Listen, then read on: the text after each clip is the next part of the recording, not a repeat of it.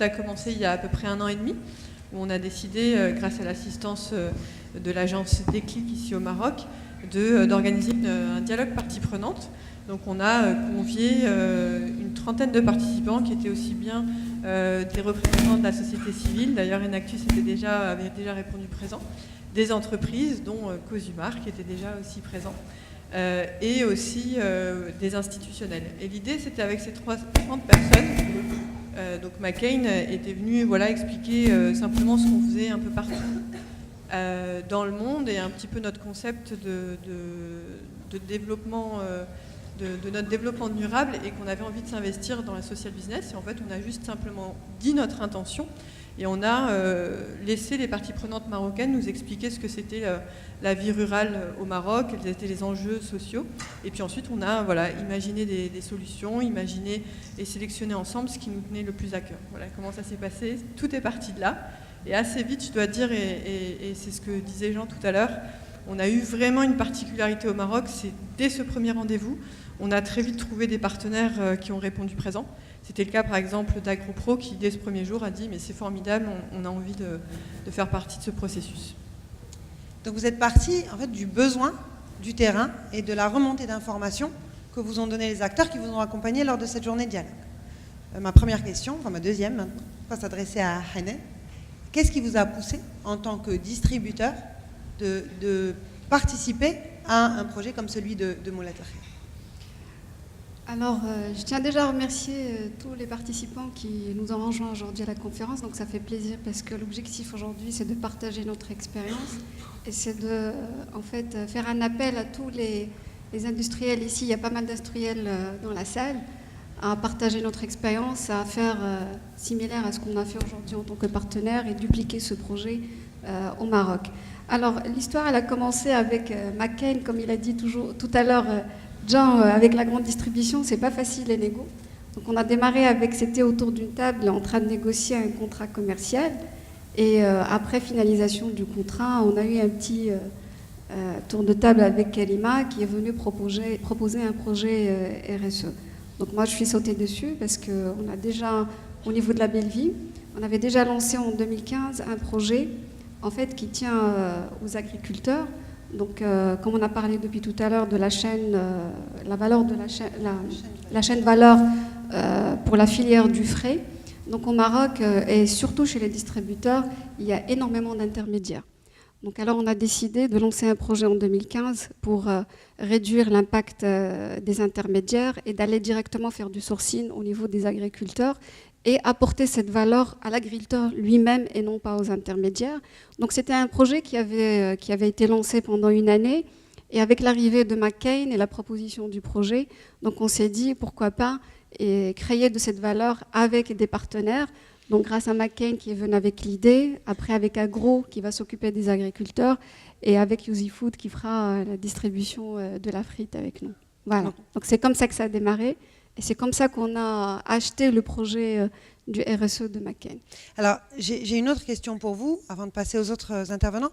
Donc, c'est une pomme de terre qui va générer de l'impact social. Est-ce que c'est cet aspect-là qui va faire le succès de ce produit? Non, pas uniquement. En fait, c'est une partie du succès, mais ce n'est pas la totale, parce que c'est un produit déjà qui est premier au Maroc. Donc c'est une pomme de terre, en fait, on sait tous qu'il y a 2 catégories de pommes de terre. Il y a la rouge et la blanche. Donc il y a une qui sert aux tagines et une qui sert à la frite. Donc la ménagère, elle a du mal à s'approvisionner. Donc quand elle a un problème sur la pomme rouge, elle utilise la pomme de terre blanche. Donc du coup, son plat n'est pas au point pour sa famille. Là, on propose déjà une pomme de terre qui répond aux 2 utilisations en même temps. Donc elle n'aura qu'acheter une seule fois, une seule pomme de terre qui va servir pour les 2. Donc déjà, on répond à une variété qui est très demandée par la consommatrice, qui n'existe pas aujourd'hui au Maroc. Et avec ce projet, on fera à l'exclusivité la différenciation dans le marché marocain par rapport à cette pomme de terre. Donc ça, c'est le premier volet. Le deuxième volet, c'est un produit qui sera trié et lavé. Donc, chose qu'on ne trouve pas dans le marché. Donc, aujourd'hui, comme toutes les managères ici dans cette salle, on sait très bien que c'est une pomme de terre qui est sale, qu'il faut aller trier, qu'il faut aller laver. Et en général, on n'a pas 100% de la bonne qualité. Donc, c'est un produit qui sera mis dans le filet, qui sera trié, qui sera lavé. et qui sera calibré. Donc la ménagère, quand elle achète un produit, elle est sûre qu'à 100%, elle a la bonne qualité qu'elle souhaite avoir pour ses plats. Voilà. Donc en plus du social, bien sûr, qui vient en priorité pour ce projet-là. Donc c'est un produit qui répond aux attentes du marché et qui en plus génère un impact social. Exactement. Merci beaucoup. Sidris, bonsoir. Tous les micros marchent. Je pense qu'il marche, oui. Oui, il marche. Bonsoir Radia, bonsoir tout le monde. Bonsoir. Pouvez-vous nous aider à situer le produit que va être Moulay El Khair dans son écosystème sectoriel par rapport aux variétés de pommes de terre qui sont présentes sur le marché? Et comment vous accompagnez-vous, en tant qu'Acoropros, le projet? Tout d'abord, je tiens vraiment à remercier Jean pour l'introduction, pour le partage aussi de valeurs de la grande famille McCain, mais aussi de notre famille, la famille Benchaïb, qui est là depuis 1958, travaillant dans le secteur agricole, touchant à plusieurs produits, et notamment la pomme de terre depuis 1989. Aujourd'hui, avec Moulay El Khair, on va essayer de superviser tout l'écosystème rural en essayant de produire une pomme de terre saine, très bonne, qui peut être utilisée. Je rectifie juste, il y aura une pomme de terre fritable, mais il y aura aussi une pomme de terre pour le tagine. Voilà. Là, notre rôle sera de superviser les agriculteurs, mais avec l'encadrement aussi de McCain, pour avoir un produit de qualité et aussi par la suite essayer de superviser la chaîne, la chaîne de conditionnement, plus la chaîne pour préparer les frites. Voilà. Parce que cette pomme de terre, Moulay El Khair, va être elle-même transformée en frites fraîches. Voilà, et distribuée par notre ami Et bien c'est là que vous lui passez le micro, justement. Alors, Cilia Beni, expliquez-nous quelles opportunités vous avez identifiées pour participer à ce projet. Vous êtes directeur général de Yosi Food. Oui. Aujourd'hui, je dois d'abord remercier Monsieur Jean, en qualité de McCain, qui nous a donné cette opportunité aujourd'hui d'être parmi vous et être à côté de professeur Younous et de faire partie du projet Moulay El Khair. Donc, Yosi Food est une société familiale qui a été créée en 2012, spécialisée dans l'importation et la distribution des produits alimentaires pour la restauration.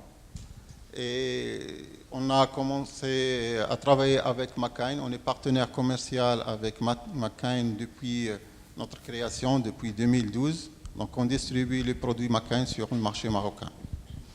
Donc lorsque McCain nous a proposé de ce projet social business, et surtout lorsqu'on a su qu'on va être partenaire avec professeur Younous, donc sur le champ, on a été motivé et on a intégré cette initiative parce qu'on a les mêmes valeurs que le professeur Younous et McCain et les autres partenaires bien sûr de Moulay El Khair. Merci beaucoup. Karima, qu'est-ce qui fait que votre coalition, c'est une coalition gagnante? Je pense que, bon, vous l'avez entendu, c'est d'abord des gens qui sont convaincus, qui faisaient, et ils sont beaucoup trop modestes pour le dire, mais c'est toutes des entreprises qui font beaucoup de choses déjà sur le domaine social, sur le domaine du développement durable. Donc ça, c'est une première chose. C'est d'abord, comme le disait le professeur Younous, c'est des personnes de cœur, et c'est ça qui les a ramenés autour de la table. Ensuite, c'est pas que ça, bien évidemment. Il y a ici une combinaison gagnante parce qu'on représente toute une filière, si vous faites attention. On est vraiment de l'amont agricole, on passe par la transformation, avec des transformations complexes. Faire ce genre de transformation, on pense que c'est simple, mais il y a énormément de processus derrière. Et on arrive vraiment à la distribution finale et la distribution B2B. Donc on a clairement défini et travaillé une filière entière, la filière de la pomme de terre. Et à chaque fois, en plus, on y a rajouté à chaque étape une donnée sociale, vraiment de l'amont agricole jusqu'au bénéfice final de ces produits. Donc je pense que c'est ça qui fait la spécificité de ce social business. Et cette complémentarité. Tout à fait. Merci à tous, merci beaucoup, vous restez avec moi. Vous restez avec moi. Karima, on a travaillé ensemble sur la préparation de cette conférence. On voulait absolument montrer qu'une telle initiative était possible au Maroc, qu'elle était créatrice de valeurs partagées pour les entreprises partenaires, pour les bénéficiaires et pour tout l'écosystème qu'elle crée. Et on trouvait un peu dommage, toutes les deux, de s'arrêter là. Et on voulait gager que bon nombre d'entreprises, après notre conférence de ce soir, vont s'investir dans l'identification de tels modèles. Et nous souhaitons un peu consolider cet élan de ces partenaires en créant une initiative qui va être adossée aux rencontres responsabilité aux performances et qui s'appelle le Carrefour de l'innovation sociale. Vous voulez nous en dire un mot ? Ben oui, on vous l'a dit, Anan l'a dit très vite, c'était de dire on vous remercie, vous, d'être ici pour nous écouter.